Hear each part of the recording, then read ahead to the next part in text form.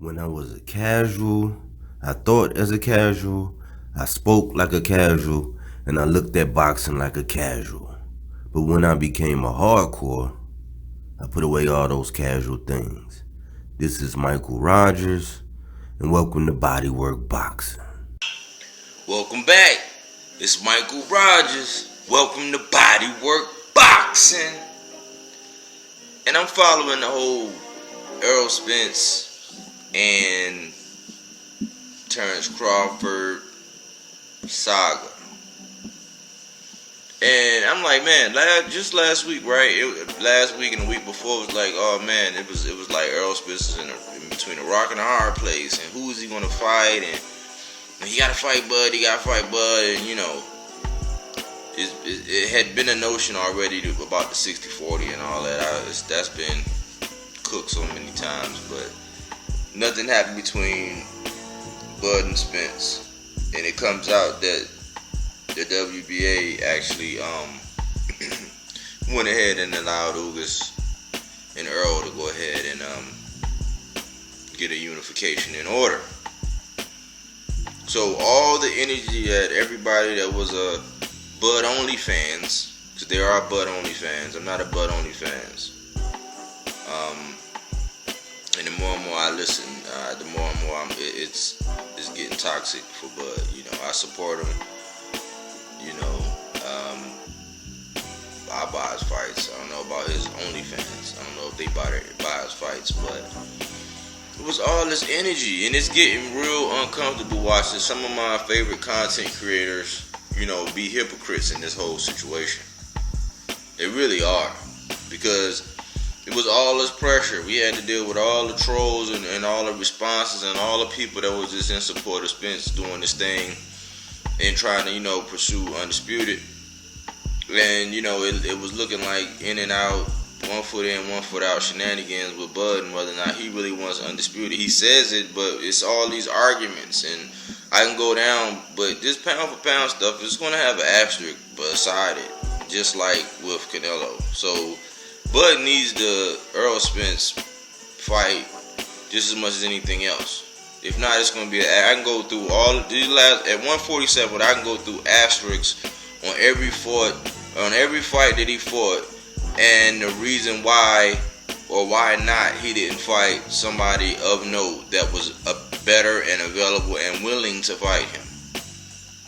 In the narratives about how Errol Spence been dug in.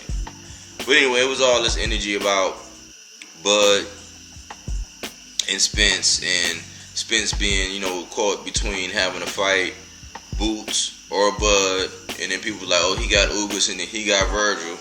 And so Ugas and Errol decide, you know, we're going to make this happen, and they came to an agreement.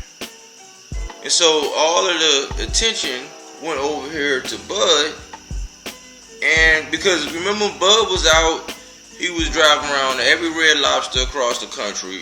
You know, he went down to the aquarium in Atlanta, and he said he was looking for the big fish.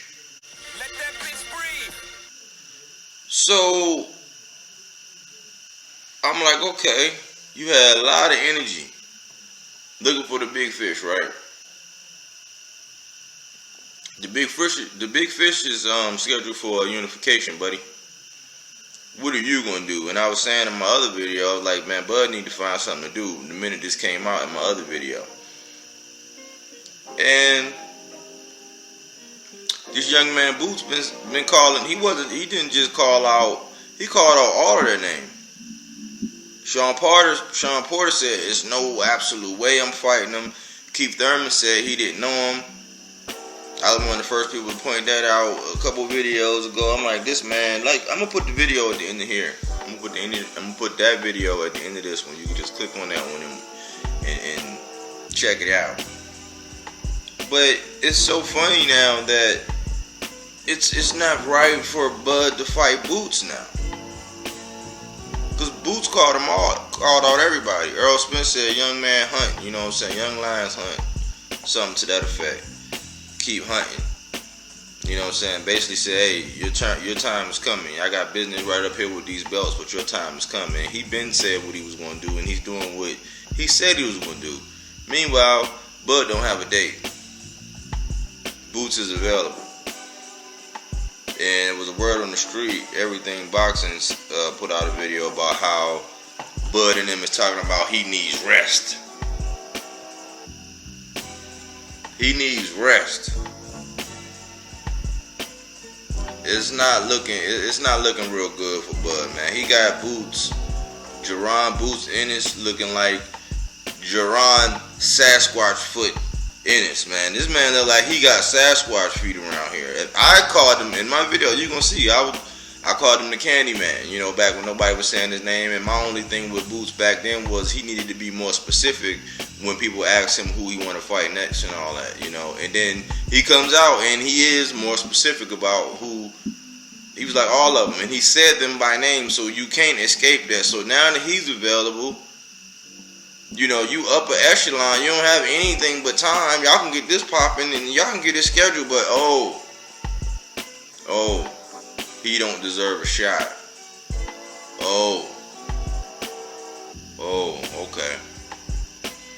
Okay, well, remember what Lomachenko got a shot, his second time of the bat? And then he lost, and then got a title shot right away, right again. Y'all gonna have to make that make sense, but we need to keep that same energy, man, because everybody, when it came up to Errol and all the who knew and up and comers, and they were saying he could beat Errol and he can do that, and so everybody was putting him on that level. But the young man and his father say they ready. His father come out and say that he understands that it doesn't make sense for Crawford right now. And that's the politically correct thing to say. Because, yes, it's high risk, low reward. It's high risk, low reward on that one right now. That's the way it's looking. Or at least Bud is making us think that it's high risk, low reward. Because, I mean, if that's low-hanging fruit, the young Boots, if that's low-hanging fruit, go ahead and pluck that apple off that tree. Why can't we see it? But we don't keep the same energy because Errol Spence had it. He was getting it from all different angles. Oh, he's so quiet. He need to be woke. He need to take the fight. Then when he got the unification on deck, they said he was ducking Bud. It changed the whole narrative. I don't even entertain that foolishness right now. But Boots, hey, I think you just graduated to Sasquatch feet, man. I mean, I can't call you Candy Man no more. You Sasquatch foot. Man, Bud, man, go holler at Boots, man. Or is he Sasquatch foot? Body work. All right, I believe you. But my Tommy don't. Get down on your knees and tell me you love me. My word, I do what I do. He knows what I'm about to tell him right now. It's Mr. Keep running your mouth. That's what I do. I just feel like I'm the champ, and at the end of the day, I'm just a fighting motherfucker. It doesn't matter. Inside, outside, I can just fight. So I just feel like if it gets down to the wire, and we gotta lock it up, I'm out on top. Hey look, as you can see how I'm looking, I stay solid. I'm always solid. I stay fuck solid on the ring. You know what I'm saying? To the fans and all that. Today, y'all outside the ring. I'm a fighter. Like I said before, there ain't no safety on the clock, so I'm gonna